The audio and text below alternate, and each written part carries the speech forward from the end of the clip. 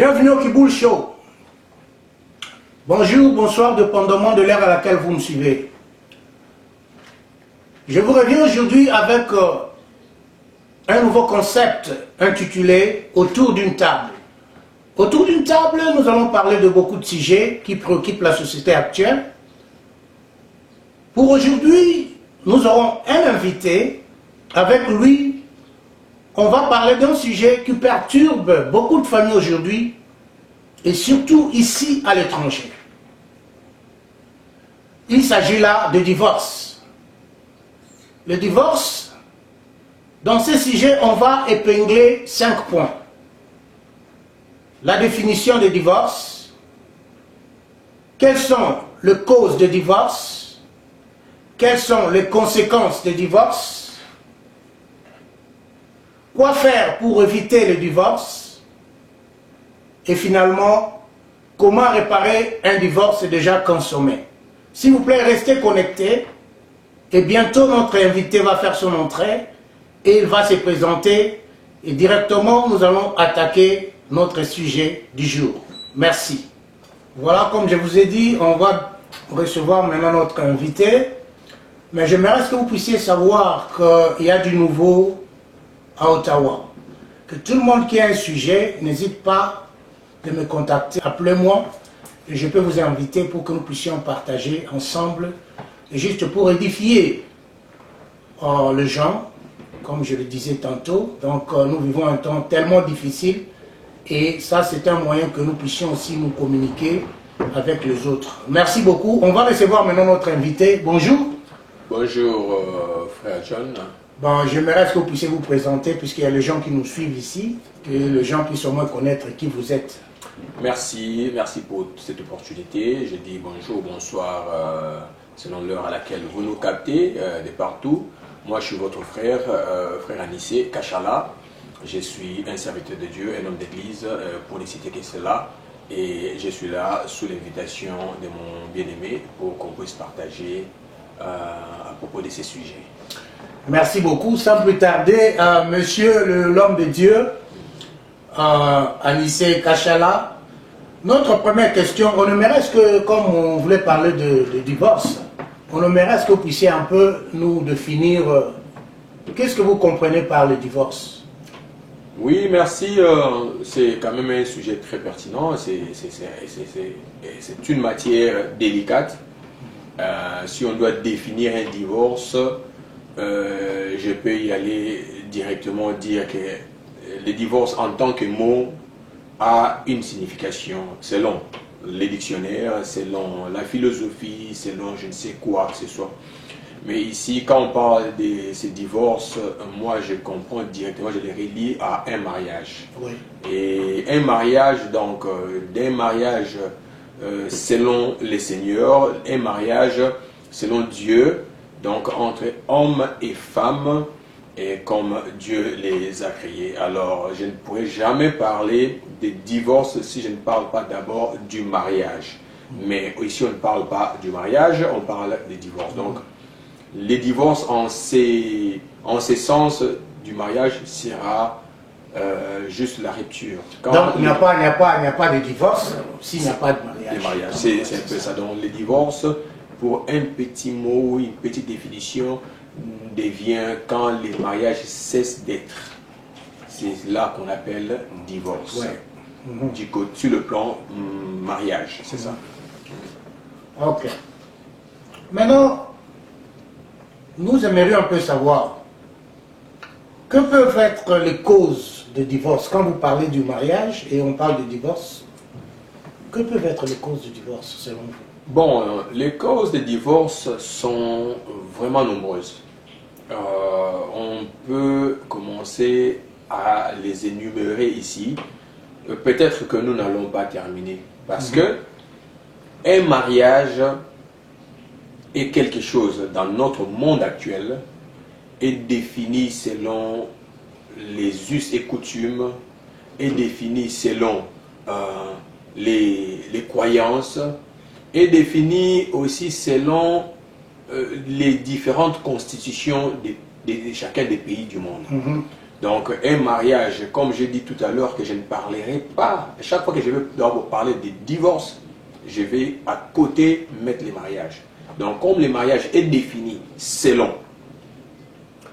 des différentes coutumes, des différentes lois qui nous régissent, alors d'où les divorces aussi sera défini selon ces lois et selon ses us et coutumes. Mais si on doit donner les causes des divorces, et il y en a nombreuses, alors elles seront collées à toutes ces lois selon la définition qu'on donne à un mariage dans un pays ou dans une croyance quelconque. Mais les causes des divorces sont vraiment nombreuses. Mais vous pouvez au moins énumérer certaines causes. Oui, merci. 2 ou 3 ou 4, cela dépend. Merci, frère John. En tant qu'un homme d'église, en tant qu'un homme de Dieu, donc les causes de divorce, d'abord, quand il n'y a pas entente entre l'homme et la femme. Donc, entre les deux. Entre les deux. Mais quand il n'y a plus l'amour. Parce que, à la base, les mariages est fondé, est construit sur la base de l'amour. L'amour est le soubassement et la fondation même du mariage. Mais dans notre société actuelle, on voit qu'il y a des gens qui commencent et qui, en un moment donné, ils se déclarent qu'on ne s'aime plus, on ne veut plus continuer ensemble. Donc j'ai comme l'impression que d'après les gens, d'abord les débuts, il y a un langage et à la fin il y a encore... Ça change. Donc, les gens qui se disaient non, je t'aime, non, en tout cas il y a l'amour, ils se sont fait des vœux devant l'église, devant l'État, devant, je ne sais pas moi, les gens. Mais un jour, ils vont encore inviter les gens ou je ne sais pas moi pour se déclarer divorcés. Mais voilà maintenant. Donc je dirais que quand les gens croient en eux-mêmes qu'ils ne peuvent plus continuer, quand ils croient en eux-mêmes, parce que c'est l'intention en fait, sinon je ne peux plus continuer. Ou peut-être c'est une d'entre ces deux gens donc une personne du couple qui croit que non, je ne peux plus, pendant que l'autre même veut, il fait tout possible pour que cela puisse exister. Mais l'une d'entre toutes les deux personnes dit, mais moi non. Voilà directement. Donc ça ne dépend même pas que ça soit de part et d'autre. Non, non. Mais si seulement une personne ne tient plus à ça, et voilà déjà, il y a divorce. Donc c'est déjà une cause. Quand une des personnes, et par moment, une personne peut commencer et je peux dire, et affecter l'autre, et l'autre se trouve dans une circonstance telle que non, bon. Obligé aussi. Obligé aussi, mais ce n'était pas son intention. Donc, la vraie cause, d'abord, on peut dire que c'est le manque d'amour. Une fois qu'il n'y a plus d'amour, c'est là où le divorce intervient. Oui, oui. Maintenant, c'est une des causes. Maintenant, moi, ça, je pense que c'est une cause principale. Parce que, comme on dit, l'amour couvre tout, l'amour supporte tout. Une fois qu'il n'y a plus cet amour-là, qu'on a déclaré au début, donc c'est là où maintenant le divorce intervient. Mais il y a aussi des éléments qui font à ce que cet amour-là puisse partir, puisse quitter. Est-ce qu'on peut comprendre quels sont peut-être ces éléments-là qui peuvent pousser les gens de ne plus avoir l'amour qu'ils avaient avant vis-à-vis de l'autre? Très très important. Là maintenant vous parlez de l'amour. Là maintenant, c'est pour ça que j'ai dit on ne peut pas parler. Oh, on parle de divorce. Vous voyez qu'autour de ces mots, on doit toucher beaucoup de points juste pour arriver à ces mots divorce et décortiquer, comprendre. Alors là, on parle de l'amour, qui est le soubassement du mariage. Alors, je n'irai pas vraiment développer ici comme si j'étais un philosophe ou, je ne sais pas, un penseur ou un homme, je ne sais pas moi comment, mais un homme d'église, un lecteur de la Bible, un serviteur de Dieu. Je ne peux pas aller quelques mètres sans lire la parole de Dieu. Il y a un passage qui me revient à chaque fois quand je parle du mariage. On est dans le livre de Marc, chapitre 10. Ça, c'est un passage très, très important. Je vais lire. Bon, je vais lire dans ma Bible qui est anglophone. Et nous allons traduire. Il n'y a pas de problème, on peut toujours... c'est bilingue. Vous pouvez parler en anglais. Je pense que les gens comprennent aussi l'anglais. Nous sommes au Canada. Oui. Alors, on est dans le livre de Marc, chapitre 10, verset 2. Je lis dans la version NIV, qui est le New International Version, et la Bible nous dit ceci. Some Pharisees came and tested him by asking, is it lawful for a man to divorce his wife? Verse 3. What did Moses commanded you? He replied. Donc, Jésus qui le répond. They said, Moses permitted a man to write a certificate of divorce and send her away. Verset 5. It was because your hearts were hard that Moses wrote you this law. Jesus replied. But at the beginning of creation, God made them male and female. For this reason, a man will leave his father and mother and be united to his wife, and the two will become one flesh. So they are no longer one. They are no longer two, but one. Therefore, what God has joined together, let no man separate. Donc, c'est dans le livre de Marc, chapitre 10, commençant par le verset 2 jusqu'à son verset 9. En tout cas, ça, je vais recommencer et recommencer parce qu'il y a beaucoup de révélations. Donc, il y a le divorce qui est cité. Il y a les mariages qui est cité, il y a Dieu qui est cité, il y a l'union qui est cité, et il y a que l'homme ne sépare pas.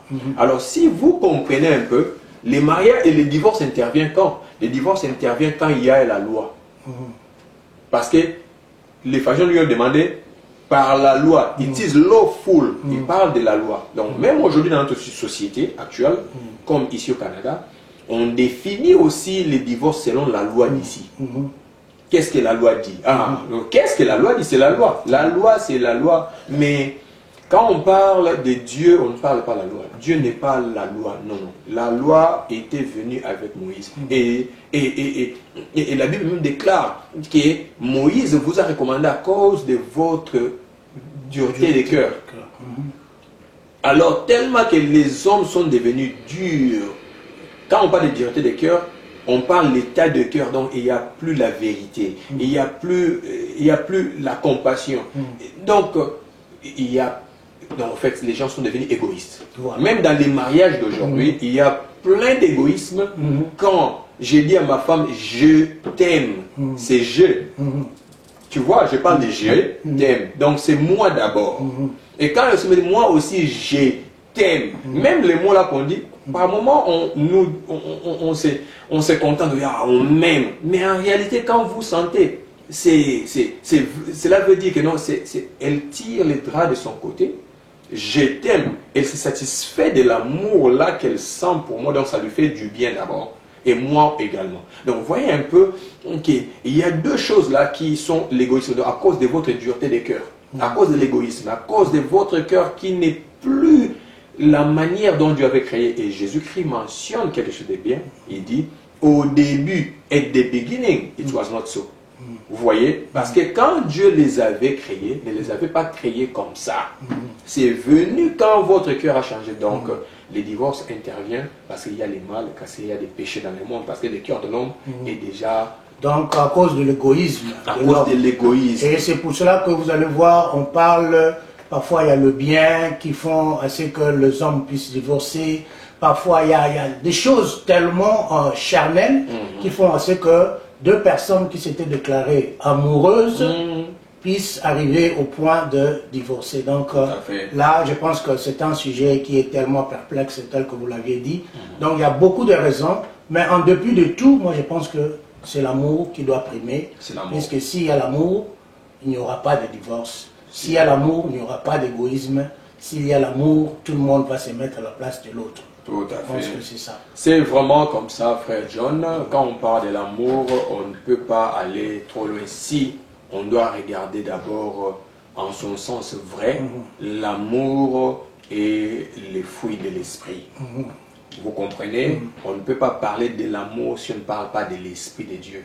Parce que ce que l'esprit de Dieu donne, donc les fruits de l'esprit, on nous parle d'un fruit. Ce n'est pas les fruits avec S, mais c'est un seul fruit qui est l'amour, qui est la paix, qui est la joie, qui est la patience, qui est la maîtrise de soi, qui est la bonté. Tout ça, c'est les fruits de l'amour. Alors, quand on est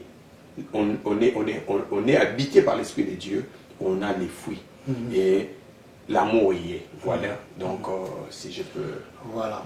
Maintenant, nous savons qu'à chaque fois qu'il y a des cas comme ça de divorce, il faut qu'il y ait aussi des conséquences, n'est-ce pas? Tout à fait. Est-ce que pouvez-vous nous citer, par exemple, quelques conséquences que vous pouvez imaginer au cas où il y a un divorce dans une famille? Qu'est-ce que vous pouvez penser comme conséquences? Oui, mais les séquences sont vraiment néfastes. Frère John, vous savez, aujourd'hui dans notre société actuelle, surtout ici à l'étranger, nous voyons beaucoup de choses et nous en voyons chaque jour qui sont je peux dire, les conséquences d'un divorce. Excuse-moi, voyons un mariage qui était déjà fait, d'un mariage, d'abord un mariage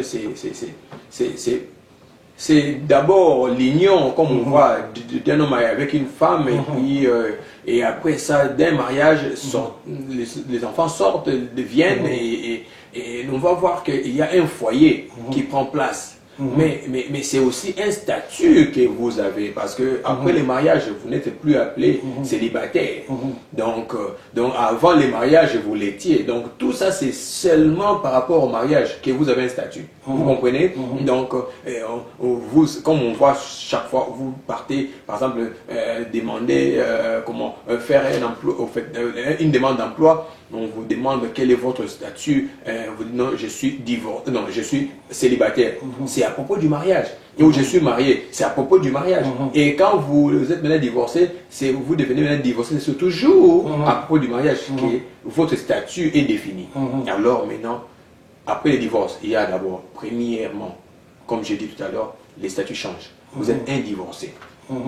Et des deux, vous-même d'abord en tant qu'un divorcé, il y a un déséquilibre qui prend place parce que, et en tant qu'un homme marié depuis la nuit de temps, en tant que quelqu'un qui vit avec une conjointe, il y a un équilibre. Et tout cet équilibre-là, c'est la vie de chaque jour. La vie de chaque jour donne l'équilibre. Comme dans le monde où nous vivons, il y a les vents, il y a le froid, il y a la chaleur, il y a la pluie, et tout ça, il y a la neige, il y a tout ça, c'est l'équilibre avec lequel nous vivons. Et c'est comme ça aussi dans un mariage. Il y a tout ça, les intempéries, ce sont des choses qui constituent votre équilibre. Mais maintenant, à un certain niveau, tu n'as plus ça, mais il y a un déséquilibre qui entre. Pourquoi? Parce que vous êtes passé par un statut et d'un autre à un autre. Voilà, il y a un déséquilibre. Alors, il y a des conséquences qui en découlent, surtout sur les enfants, s'il y en a encore. Et les enfants qui voient déjà que papa et maman, donc dans une même maison vous viviez, et à un moment c'est papa qui n'est plus, ou c'est maman qui n'est plus, et les enfants sont peut-être avec papa ou avec maman, les enfants grandissent. Oui, même si l'éducation ou quoi que ce soit, mais il y a ce qui leur affecte dans leur mental, parce que s'il y a déjà même des enfants qui grandissent, qui diront, mais moi je ne me marierai pas. Jamais. Parce que elle a vécu quelque chose au sein de leur famille, ce qui a donné ces déséquilibres. Donc, beaucoup de choses qu'on peut raconter, même l'éducation, le mœurs, tout est dérangé, déséquilibré à cause... Donc, surtout, ce sont les enfants qui en pâtissent. Donc, je dirais, les enfants subissent cela à cause de l'égoïsme des parents. Tout à fait. Donc, commence par là. Donc les enfants souffrent beaucoup les enfants quand souffrent. Il y a un divorce dans une famille. Oui, tout à fait. Il y a des gens qui peut-être ne le diront pas, mais vous pouvez le constater. Parce qu'il y a beaucoup de choses que nous voyons dans notre société actuelle. Les gens meurent avec des chagrins. Et chaque jour ici, on entend à gauche à droite, surtout dans notre communauté congolaise d'Ottawa ou ici au Canada. Et il y a des gens où Oh non, il s'était enfermé, et il y a eu 3 jours, on ne l'a pas vu, et puis on a frappé, on l'a trouvé, il était déjà mort. Ah, mais c'est quoi? Non, la solitude, les gens se retirent, les gens... Et toutes ces histoires-là, vous allez voir que non, quelqu'un ne vivait plus bien parce qu'il était affecté par un divorce. Oui. Et tout cela. Oui, oui, ça c'est vrai, ça c'est vrai. Et alors, quoi faire pour éviter le divorce? Que pouvons-nous faire pour éviter cela? En tout cas, ce qu'il y a à faire, comme j'ai dit tout à l'heure, dans les passages que je viens de lire, je les relis encore, juste pour donner, parce que ce n'est pas quelque chose, ce que nous donnons n'est jusque-là qu'un survol.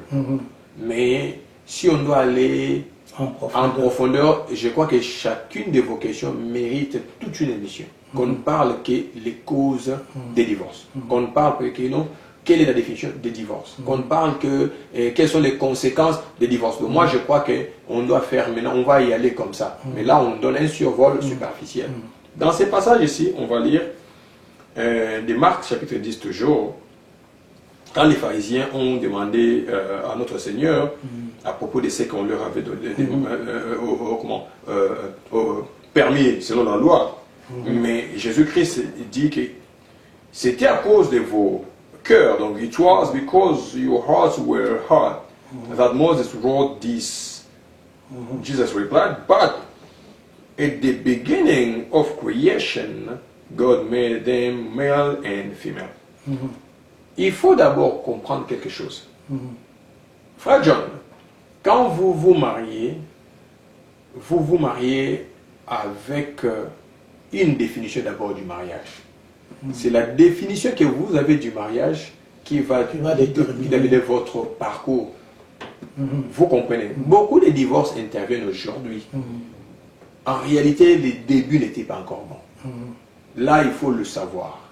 Ou peut-être les débuts n'étaient pas bien ou bons, mais en cours de dans leur parcours, ils ont arrangé, ils ont compris. Gloire à Dieu. Ou soit c'était bon, mais ils l'ont eux-mêmes perdu, ils ont perdu de vue. Parce qu'il y a ceci. Par moment, vous voulez démarrer un véhicule, vous vous sentez bien, je dois rouler, aller, je ne sais pas moi, où, au travail ou quoi. Mais pendant votre parcours, vous êtes devenu distrait. Vous êtes au téléphone, peut-être je ne sais pas moi, à quelque chose que vous avez vu à côté, vous regardez. Mais quand vous faites ça, vous ne savez pas que le véhicule est en train de faire quoi? Dérouler. Et subitement, il y a peut-être un accident, il y a, je ne sais pas moi, vous êtes égaré de la route, ou peut-être vous sentez, surtout avec nos véhicules d'aujourd'hui, c'est tellement confortable que vous y êtes, tout est tellement bien que vous oubliez que vous roulez et vous somnolez pendant 1 seconde et c'est une catastrophe. Alors c'est comme ça aussi avec les mariages. Alors Jésus-Christ, quand il dit « at the beginning », donc Jésus-Christ veut les amener au commencement. Donc quand les gens entrent dans un lien de mariage, ils doivent définir leur mariage comme étant au commencement. Et au commencement, quand on parle d'Adam et Ève au commencement, on a vu que Adam qui parlait avec Dieu, qui était quelqu'un qui était dans la présence de Dieu jour et nuit. Comme je peux même épingler. Vous imaginez qu'en ces temps-là, il n'y avait pas les mâles. Adam intercédait par non, Dieu guéris-moi. Non, Dieu, j'ai fait. Non. En présence de Dieu, qu'est-ce qui se disait avec Dieu si ce n'était que des bonnes choses? Voilà. Donc, quelle était la prière d'Adam devant Dieu? Si ce n'était que, ah Dieu, en tout cas, tu as créé ce monde, il est tellement merveilleux. J'ai vu telle fleur, ah, j'ai vu tel animal. Donc, voilà, c'était bon. Maintenant, dites-moi maintenant, au moment où il y a eu chute de l'homme, Dieu est contre les péchés, mais Dieu aime Adam. Et voilà que Adam va se lier toujours à sa femme au lieu de dire non, non, non, non, non, non, toi, Ève, tu es venu dans ma vie pour me séparer de mon Dieu. Non, mais il a permis même, ou bien je dis, il a supporté d'être séparé de Dieu, mais être lié toujours à sa femme. Et Dieu n'est pas contre ça. Tu vois, Dieu est contre le péché, mais Dieu n'est pas contre Adam. Et Adam est séparé de Dieu, mais Adam n'est pas séparé de sa femme. Oh, en tant qu'un homme humain, comme nous sommes égoïstes, comme on vient de le dire, quelqu'un pourrait dire, non, non, non, je voulais bien rester avec mon Dieu, et toi, non. Mais ce n'est pas ça. Adam a défini bien les mariages. Il a été séparé de Dieu, mais uni toujours à sa femme. Et Jésus-Christ dit qu'au début, au commencement, il n'en était pas ainsi. Alors, quand on entre au mariage aujourd'hui, quels sont nos motifs? Comment on définit les mariages? Est-ce qu'on les définit comme étant les débuts, comme étant la manière dont Dieu a instauré les choses? Ou bien on définit ça de la manière égoïste dont chacun cherche son propre bonheur? Alors, vous pouvez vivre tant d'années avec votre conjoint, mais si vous vivez avec l'égoïsme, chacun cherche son propre bonheur, et cela entraînera toujours les mariages, les divorces d'un moment à l'autre. C'est un peu ça. Donc, il faut qu'on sache mieux définir les débuts pour que le mariage... Et les parcours, revenir toujours au début. Jésus-Christ dit ici, voilà, on lui demande, ça c'est après que la loi a été déjà donnée, et tout ça on lui demande, il dit non, non. Même donc c'est à partir du début vous pouvez déjà voir, est-ce que je peux m'engager ou pas? Puisqu'il y a toujours des signes qui vous montrent que non, ici, ça peut marcher. Avec votre conjoint, définissez, mettez-vous, regardez, nous regardons la même direction. Oui, oui, oui. Même si au début, il y a des gens qui se disent toujours oui, parce qu'on voit beaucoup de bonnes paroles, des vœux, tout. C'est bien beau. Mais prenez le temps. Même pendant votre parcours, revenez toujours à votre définition initiale. Écoutez, au début, voyez, Christ dit, au début, il n'en était pas ainsi. Maintenant, au début, les mariages, c'est comment? Non, non, nous on voit comme ça. Non, tu avais dit ça, mais maintenant tu fais ça. Non, non, regardez la parole de Dieu dit ça. Et c'est comme ça les vies de chaque jour. Et le mariage n'est pas aussi éternel, au fait. Voilà, un jour Dieu va appeler un d'entre vous, je ne sais pas moi, c'est l'homme ou la femme. On dit que jusqu'à ce que la mort vous sépare. Voilà. Donc c'est comme ça. Pas un homme qui sépare, mais la mort sépare parce que là c'est encore un autre chapitre, parce qu'il y a déjà les péchés qui a fait que la mort puisse venir et tout, voilà. En tout cas, ça c'est bon. Et maintenant, si nous sommes déjà devant un fait accompli, c'est-à-dire que, il y a déjà un mariage, ou plutôt un divorce qui est déjà consommé. Est-ce qu'il y a-t-il moyen de réparer ça? On peut réparer un divorce déjà consommé. Voilà encore une autre question importante, frère John. Quand un divorce est déjà consommé, s'il y a moyen de réparer. Mais moi je crois que oui. Et je ne crois même pas qu'il y a quelque chose dont on ne peut pas réparer dans ce monde ici. Et surtout, dans le sens où on dit qu'il y a une solution à tout. Même si le divorce là a été une solution, mais il y a aussi une solution pour cette solution-là, qui est le divorce. Et tout cela, vous voyez, on rentre toujours dans les Écritures. À cause de votre hardening heart, donc à cause de votre incrédulité ou bien la dureté de vos cœurs. Si l'homme peut ne pas voir cette dureté de cœur, l'homme peut réparer tout. La plupart des fois, pour ne pas seulement parler de divorce, la plupart des fois, même dans nos relations, mon frère John voulait faire ça, mais que je fasse ça pour qu'il dise que voilà, voilà. En réalité, il pouvait faire, mais s'il pense que quand je fais, lui va croire que et moi je suis petit que lui, non, toujours l'orgueil. Dureté de cœur. Vous voyez, quand Jésus-Christ parle de dureté de cœur, il parle de beaucoup de choses. Mais quand il le remet au début, il nous dit que non, Dieu leur avait créé hommes et femmes. Donc, on peut bien réparer. On peut réparer. J'ai dit. Donc, ça, c'est que ça nécessite l'humilité de part et d'autre. C'est sûr, mais la plupart des fois, le divorce est consommé à cause de manque d'humilité.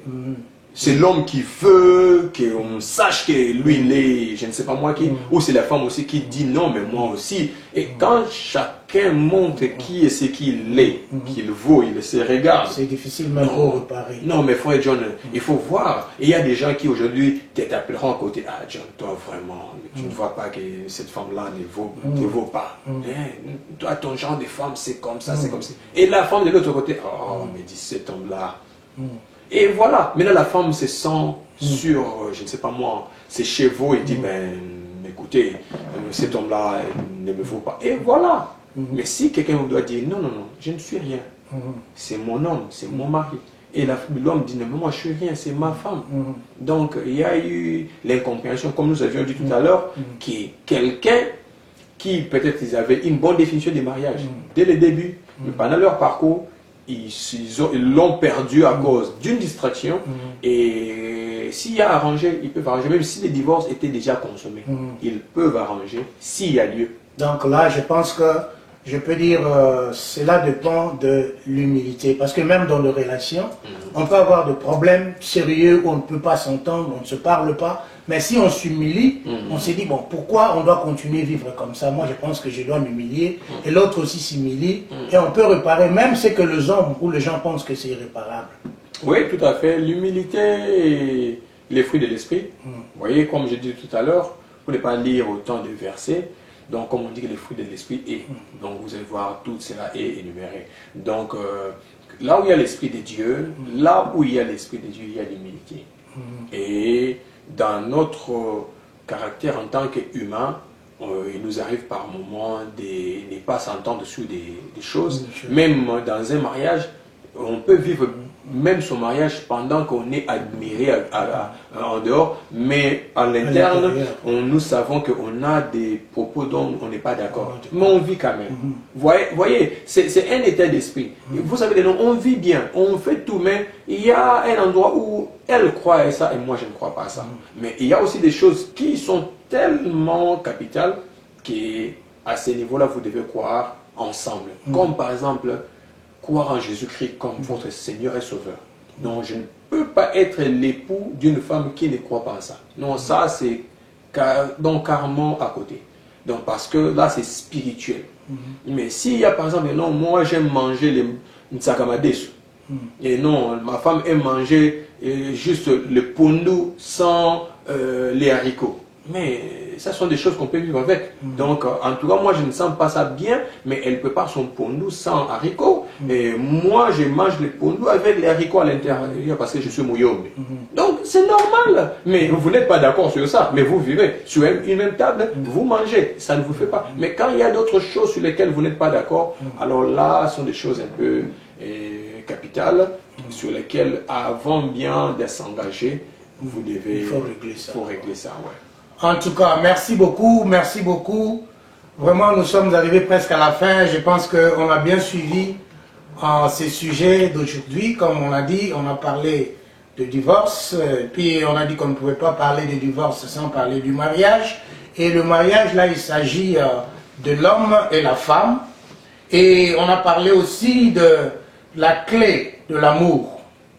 Donc, la clé du mariage, c'est l'amour. Donc c'est là où on pourra peut-être éviter le divorce, parce que quand il y a l'amour, l'amour supporte tout et l'amour comprend tout. Et on a dit aussi, le statut change tout simplement parce que on a divorcé. Le statut automatiquement ça change et c'est là où maintenant nous subissons beaucoup de conséquences et surtout ce sont les enfants qui en subissent. Et pour terminer, on a dit que pour que le mariage soit bien, il faut savoir le définir dès le départ, dès le début. Comment est-ce que le début de votre mariage a été? Et pour que vous puissiez arriver au divorce. Voilà un peu. Pour aujourd'hui, on s'arrête là.